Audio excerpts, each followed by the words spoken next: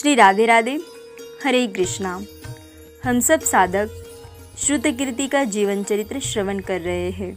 गतांग से आगे वहाँ पूर्व के महानगर मिथिला के महाराज जनक की सुकन्या थी। धरती को सीत कर प्राप्त की गई, इस हेतु उसका नाम सीता रखा गया। यह राजा जनक और उनकी पत्नी सुनैना की दत्तक पुत्री थी, जिसे धरती माँ भूदेवी की कन्या माना जाता था। राजा जनक का असली नाम क्षीरध्वज था। लोक कला और प्रजाप्रेमी होने के कारण नगरवासी उन्हें जनक के नाम से पुकारते थे। सीता माँ लक्ष्मी का मानव अवतार थी, जिसका न कोई आरंभ था न अंत। राजा जनक की रानी सुनैना से एक पुत्री थी, उर्मिला। उनके छोटे भाई राजा कुशध्वज और भाभी रानी चंद्रभागा की भी दो कन्याएं थीं, मांडवी और श्रुतकीर्ति। वास्तव में ये राजकन्याएं देवी लक्ष्मी के ही अवयव थे। उर्मिला यदि नागलक्ष्मी थी तो मांडवी उनके दिव्य शंख का अंश। सबसे छोटे श्रुतकीर्ति देवी के हस्तकमलों में धारण किए जाने वाले सुगंधित पुष्प। चारों बहनें अब साथ साथ बड़ी हो रही थी। सीता, उर्मिला, मांडवी और श्रुतकीर्ति मिथिला के नागरिकों की प्रिय राजकुमारियाँ थीं। सीता सबसे बड़ी बहन होने के नाते तीनों से बहुत स्नेह रखती थी। सुंदर बागों के बीच पुष्प वाटिकाओं में उनका समय व्यतीत होता। नगर जनों के कोलाहल के आगे आस पड़ोस के जंगलों का शांत और भयावह स्वर इनके कानों तक नहीं पहुंच पाता। एक खुशहाल जनजीवन जिसमें अश्वों से सजे रथ, बच्चों का मधुर कलरव, हंसती खेलती प्रजा, न्यायप्रिय राजा जनक का सुशासन दर्शाता था।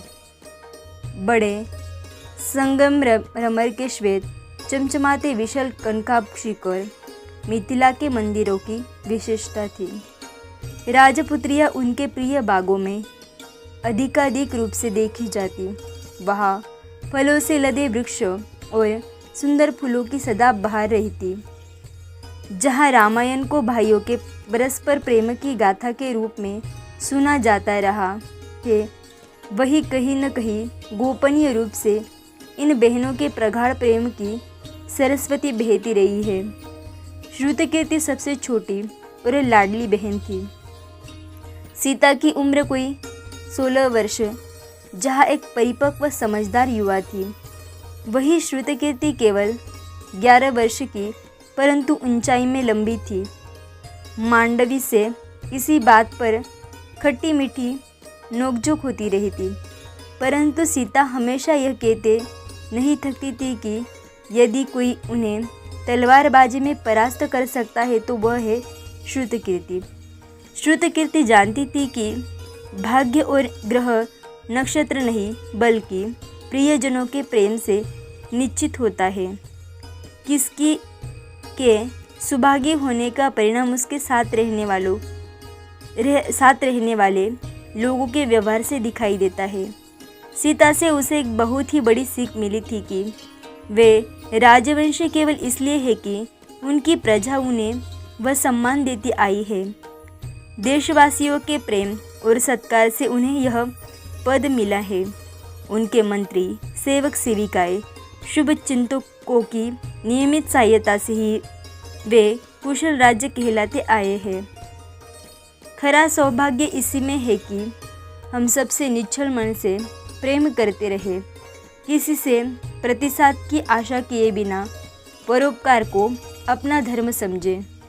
जैसे जैसे श्रुतकीर्ति बड़ी हो रही थी, उसमें यह सद्गुण भी नवकपोलों की तरह फूट रहे थे। आगे की चर्चा हम कल श्रवण करेंगे। तब तक के लिए राधे राधे, हरे कृष्णा।